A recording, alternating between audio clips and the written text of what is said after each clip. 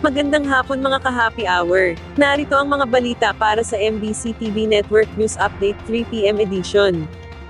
CIDG pinag-aaralan ng kasong ipapataw sa retired generals at iba pang nananawagan versus gobyerno. Yan ang MBC TV Network News ni Edniel Parosat exclusive. Sasaklolo ng Philippine National Police sa laban ng Armed Forces of the Philippines kontra sa mga retiradong general at iba pang individual na humihimok sa militar para bumaliktad sa gobyerno. Sa panayam ng programang Damdaming Bayan sa DZRH, sinabi ni AFP Chief of Staff General Romeo Browner Jr. na inaaral na ito ng Criminal Investigation and Detection Group. Partikular umanong tinitignan ng CIDG ay kung ano ang maaring legal na hakbang o kaso sa mga kumakalampag sa AFP na kumilos kontra sa pamahalaan. Gift ni Browner, walang mangyayaring maganda kung uulitin ng AFP ang military takeover na lalatay umano sa economic standing ng bansa. Either magkudeta or mag-withdraw ng support or maghunta. Although hindi po ginagamit yung mga words na ito, pero yun pong nananawagan sila sa AFP, no, na makialam na. Ay sana po talaga ay wag na nating isipin ito kasi again, pag nakialam po ang Armed Forces of the Philippines, hindi po maganda para sa ating bayan. Sa parehong interview, nanindigan si Browner na fake news ang lumabas na ulap na tatanggalan ng AFP ng pensyon ng ilang mga retirado.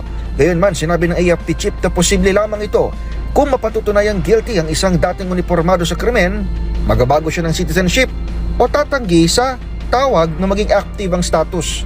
Ito rin ang posisyon ni Defense Secretary Gilbert Chodoro na sinabing nire-review ang pension system pero para ito sa pagpapahusay ng benepisyo ng mga dating kawal. Major initiative talaga kung paano mapabuti ang buhay ng mga retirado. Kaya meron tayong Veterans Valor Clinics, Veterans Health System, pension reform, adjustments.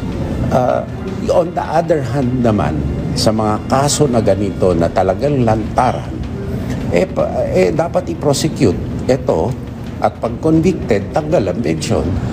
Inamin din ni Browner sa DZRH News na nakipagpulong siya sa United People's Initiative kasama si retired Officer Romeo Pokis upang sila ipakinggan sa kanilang hinaing.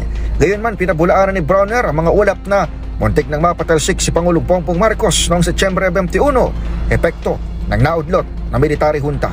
Nagkaroon lang po ng konting kaguluhan dito sa may Mendiola, but we believe na ito po ay yung mga nahuli kasi ng pulis na mga kabataan na gumawa po nito, yung iba sa kanila, inamin nila na nabayaran sila.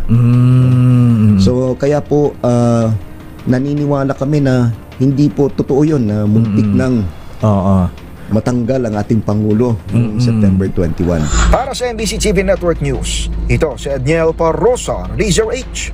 Una sa Pilipinas, una sa Pilipino.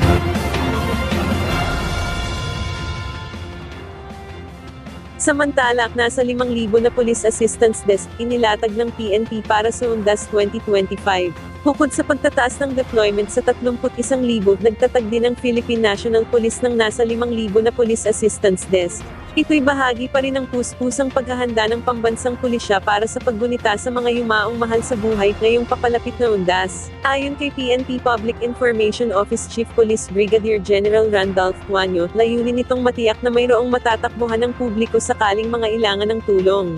Nakapwesto aniya ang Police Assistance Desk sa mga estratehikong lugar, partikular na sa mga sementeryo, simbahan, terminal ng bus, paliparan at pantalan na madaling makita ng mga tao. Hiit ng PNP, mahalaga ang proactive police visibility para maiwasan ang mga krimen at para na rin magpanatili ng kaayusan at kapayapaan. At yan ang mga balita para sa MBC TV Network News Update 3 PM edition. Abangan ang mga susunod na balitaan mamaya para sa 4 PM edition.